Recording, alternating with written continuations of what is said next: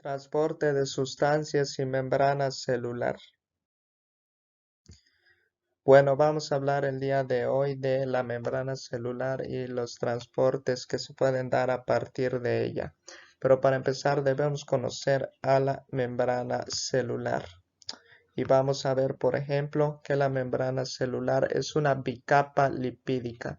¿Por qué se le llama así? Porque tiene dos capas de lípidos, una y dos, como vemos acá, que está conformada principalmente por los fosfolípidos y el colesterol.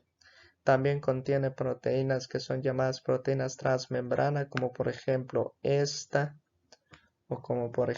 esta, que se les llama transmembranales porque atraviesan de adentro hacia afuera la membrana y generalmente sirven como proteínas de transporte de diferentes sustancias.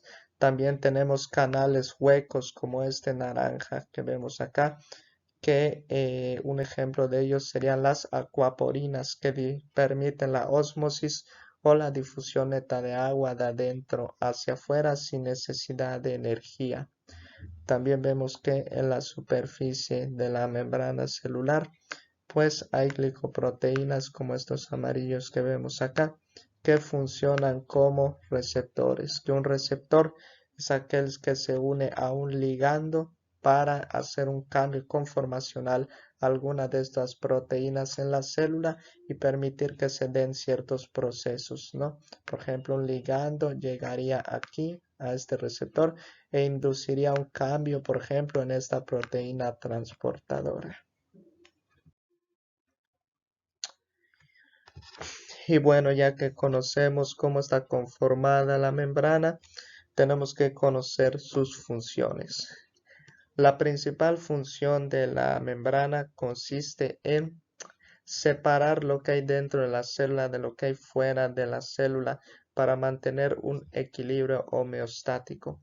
Y la homeostasis consiste en ese equilibrio de sustancias en el medio interno, que es el líquido extracelular. Es decir, que la cantidad de sustancia esté bien tanto en el interior como en el exterior de las células.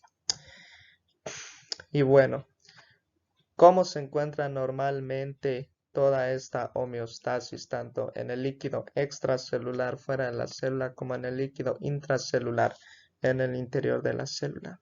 Pues vemos que, por ejemplo, iones como el sodio tiene 142.000 equivalentes fuera de la célula y 10 dentro de la célula. O que el potasio tiene 140.000 equivalentes dentro de la célula y 4.000 equivalentes fuera de la célula. O que el cloro tiene 103.000 equivalentes fuera de la célula y 4.000 equivalentes dentro de la célula. Y estos iones son los más importantes. Es muy importante saber que en términos generales el sodio es mucho más fuera de la célula que dentro de la misma, contrario al potasio que es mucho más dentro de la célula que fuera de la misma. ¿Ok? Y que el cloro y el sodio que son más fuera de la célula se atraen porque el sodio es positivo, el cloro es negativo y cancelan la carga. Algo muy importante también es que el interior de la célula es electronegativo. Y se podrán preguntar por qué, pues no, que el potasio es positivo y hay más dentro de la célula. Pues sí, sin embargo la carga de todos los aminoácidos y de todos los orgánulos que hay dentro de la célula que son negativos le ganan a la carga positiva del potasio, que para empezar su labor más importante es difundir hacia afuera de la célula, como vamos a ver, para mantener el potencial en reposo, por ejemplo, de menos 90 milivoltios. Eso hace que el interior celular sea más negativo que el exterior. Y todo esto será importante cuando hablemos de potencial de acción. Y bueno, pues existen dos tipos de transporte en términos generales que se efectúan gracias a la célula. Tenemos el transporte pasivo y tenemos el transporte activo. Que el transporte pasivo se conoce como difusión. Y dentro del transporte pasivo tenemos dos tipos de difusión. La difusión simple y la difusión facilitada. La difusión simple puede darse de dos maneras. Debido a la liposolubilidad de una sustancia, como vemos en esta flecha, que le permite difundir de dentro a afuera de la célula gracias a que se disuelve en la capa lipídica por su liposolubilidad y no necesita de ningún tipo de transportador. Algunos ejemplos de estos son, por ejemplo, el alcohol, que es tan liposoluble que difunde hacia el interior del cerebro y causa sus respectivos efectos. O, por ejemplo, el oxígeno, que es demasiado liposoluble y puede difundir sin necesidad de ser transportado. Y esto será muy importante porque el intercambio gaseoso necesita que el oxígeno esté siempre disponible, porque debemos respirar todo el tiempo. Otra forma de la difusión simple es a través de los canales que ya les había mencionado, que permiten el paso o la difusión directa sin necesidad de energía o de apertura o cierre o de transporte activo, ¿no? Y entonces un ejemplo de esta simple difusión por canales son las acuaporinas, que permiten la difusión neta del agua. Imaginemos que esto es el agua que va difundiendo de adentro hacia afuera gracias a las acuaporinas. Y bueno, otro tipo de transporte pasivo es la difusión facilitada, que esta difusión facilitada sí necesita proteínas transportadoras. Sin embargo, estas proteínas transportadoras no necesitan la energía proveniente del ATP y siempre van en favor del gradiente de la concentración y nunca en contra del gradiente de la concentración. Es decir, que si hay mucho afuera y poco adentro, eso no influye para que lleve.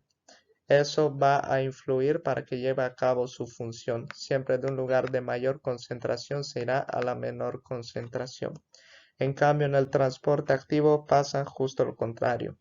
También son proteínas transportadoras, pero ellos dependen de la energía dada por el ATP y se van en contra de su gradiente de concentración. Entonces, si hay mucho afuera y poco adentro, eso no les va a importar a las proteínas transportadoras, sino que lo van a hacer al revés. ¿Por qué? Porque van en contra de su gradiente, porque ellos sí tienen energía de ATP.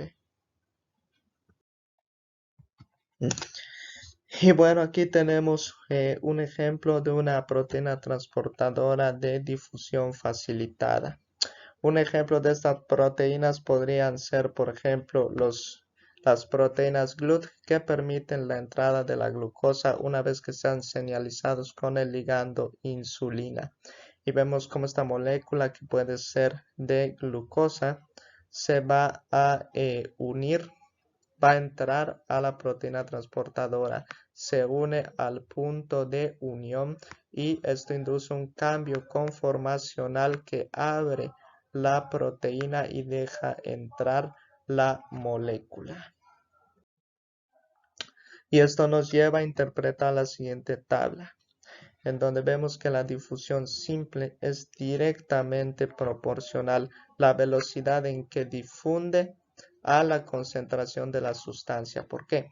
Porque acuérdense que la difusión simple no tiene ningún obstáculo, entra y sale por los canales como se le venga en gana, o por su liposolubilidad entra y sale de la membrana como se le venga en gana y nada lo detiene. En cambio, como vimos, la difusión facilitada comienza a elevarse su velocidad y su concentración, sin embargo llega a un punto llamado velocidad máxima en que ya no puede tener más velocidad y se mantiene.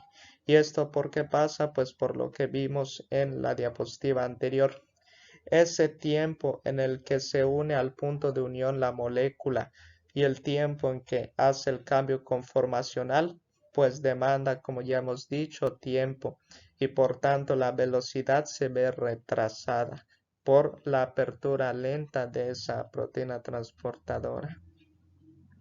Y por eso no es directamente proporcional en esta tabla. Y bueno, hemos estado hablando de la difusión. Pero, ¿qué es la difusión? Pues la difusión básicamente es energía cinética, en la que las moléculas por su cinética tienden a ir de un lugar de mayor concentración a uno de menor concentración. Y esto se da por el choque de las partículas y la energía cinética que transmiten a la otra. Y bueno, aquí tenemos algunos ejemplos de proteínas y canales de sodio y de potasio. Tenemos, por ejemplo, que las proteínas transportadoras del sodio deben tener cargas negativas porque los positivos y los negativos se atraen. Y vemos cómo cuando se llega a la positividad suficiente se da una apertura para que el sodio pueda difundir hacia dentro de la célula. ¿Y por qué difunde hacia dentro de la célula? Porque el sodio tiende a ir de un lugar de mayor concentración a un lugar de menor concentración. Y tenemos que recordar que en la célula hay más sodio afuera que adentro. Por eso va hacia adentro. Y bueno, aquí tenemos otro ejemplo de el potasio. Y el potasio, como vemos, tiende a irse hacia afuera. ¿Por qué? Porque hay más potasio adentro de la célula que afuera de la misma. Entonces, por eso tiende a salir el potasio. Y bueno, aquí vemos un ejemplo, ¿no?, de cómo se da la cinética. Vemos que aquí en el exterior es un lugar de mayor concentración y la energía cinética va a tender a que esto difunda hacia el lugar de menor concentración, que esto sería el interior. Y en esto consiste el potencial de difusión. Y ahora hay otro concepto que es importante, que es el llamado potencial de Nernst. El potencial de Nernst es lo mismo que el potencial de difusión, solo que en vez de considerar la concentración de la molécula dentro o fuera de la membrana o de la célula, va a considerar la carga eléctrica de la misma. Y aquí tenemos un ejemplo, ¿no? Si aquí tenemos muchas moléculas de carga negativa y aquí un electrón positivo, entonces este positivo atrae los negativos y por eso van a tender a difundir hacia adentro. Pero va a llegar un punto en que va a haber tanta carga negativa por tantas moléculas negativas en el interior que esto se va a repetir y estas moléculas negativas van a empezar a difundir otra vez hacia afuera.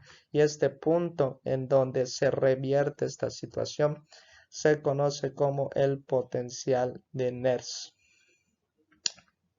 Y bueno, otro concepto importante es la presión. ¿Pero qué es la presión? La presión es ese nivel de fuerza en que unas moléculas chocan contra un objeto. Por ejemplo, cuando nosotros hablamos de presión arterial, es ese nivel en que la sangre, no las células sanguíneas, chocan contra las paredes arteriales. Y esto generalmente se mide en milímetros de mercurio. Y bueno, aquí vemos la ósmosis, ¿no?, que prácticamente es la difusión neta de agua. Vemos como un medio hiperosmolar, es decir, que tiene mucho soluto en el interior de la célula, va a provocar que las moléculas de agua tiendan a entrar para disociar todo esto. Y se cumple la misma regla, de un gradiente de mayor concentración de agua a un gradiente de menor concentración de agua para la difusión. Y bueno, también hay otro concepto importante que es la presión osmótica.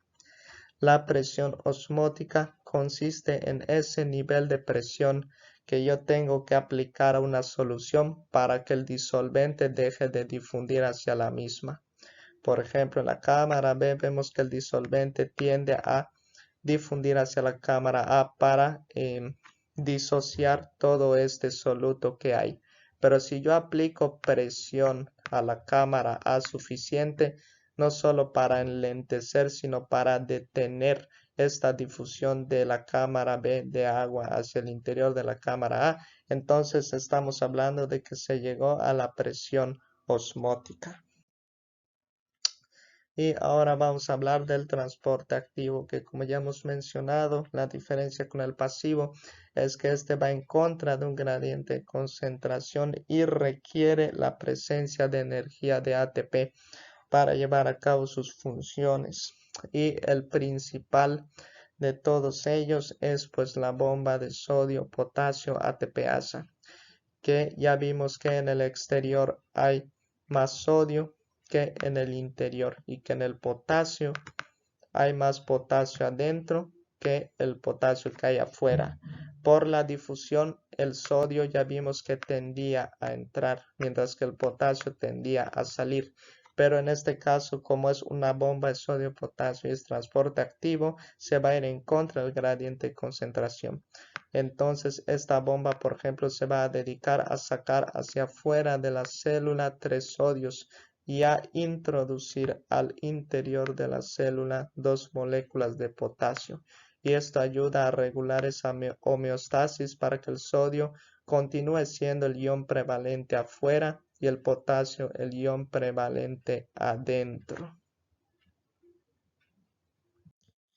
Y ahora tenemos el transporte activo secundario, que contrario al primario, aquí una molécula se va a beneficiar de la energía de otra para poder difundir por la célula. Y este se divide en cotransporte y contratransporte. Por ejemplo, aquí tenemos un cotransporte en el que la molécula de sodio y glucosa van a buscar difundir. Entonces, en el cotransporte, hasta que la molécula de sodio y la molécula de glucosa se unan, es el momento en que las dos van a poder difundir al interior de la célula. Y la glucosa se aprovecha de que el sodio va a entrar para entrar ella, pero ninguna de las dos puede entrar hasta que ambas se unan en sus puntos de unión. Y aquí tenemos también el contratransporte, que el contratransporte es básicamente lo mismo, pero en exterior e interior de la célula.